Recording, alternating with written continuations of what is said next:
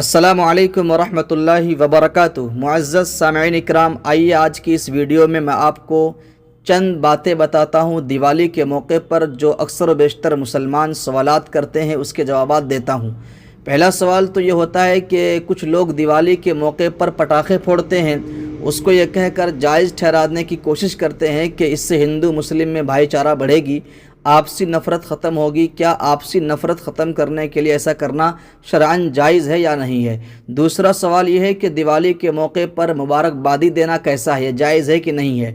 تیسرا سوال یہ ہے کہ دیوالی کے موقع پر لوگ مٹھائیاں بھیجتے ہیں، کیا اس کو لینا کھانا جائز ہے یا نہیں؟ تو تین سوالات ہو گئے۔ پہلے سوال کا جواب ملاحظہ فرمائے کہ دیوالی کے موقع پر پٹاخے پھوڑنا یہ کیسا ہے، شرعاً جائز ہے کہ یا نہیں ہے؟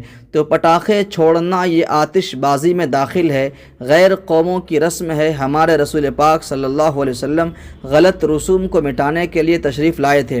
اگر کوئی یہ سمجھتا ہے کہ اس سے آپسی نفرت کم ہوگی اور بھائی چارہ بڑھے گا، یہ صحیح نہیں ہے، یہ محض دل کے بہلاوے کی بات ہے۔ تو اس سوال کا جواب یہ ہو گیا کہ پٹاخے چھوڑنا جائز نہیں ہے، جشن منانا جائز نہیں ہے۔ دوسرا سوال یہ تھا کہ اس موقع پر غیر مسلم بھائیوں کو مبارکبادی دینا درست ہے یا نہیں ہے؟ تو اس کا جواب دیکھیے، اسلامی تہوار خوشی منانے کا پاکیزہ طریقہ ہے اور اس لائق ہے کہ اس کی مبارکبادی دی جائے۔ اگر غیر مسلم لوگ عید کی مبارکباد دیتے ہیں تو دینے دیں، مسلمانوں کو غیر مسلم کے تہواروں پر مبارکباد دینے سے احتراز کرنا چاہیے۔ یہ دو سوالات کے جوابات آپ کے سامنے آ گئے۔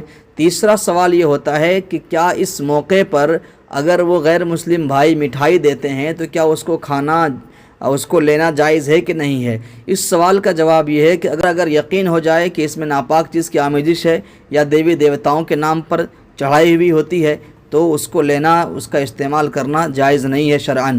یہ تمام کے تمام سوالات کے جوابات دارالعلوم دیوبند نے فتوے کی شکل میں دی ہے۔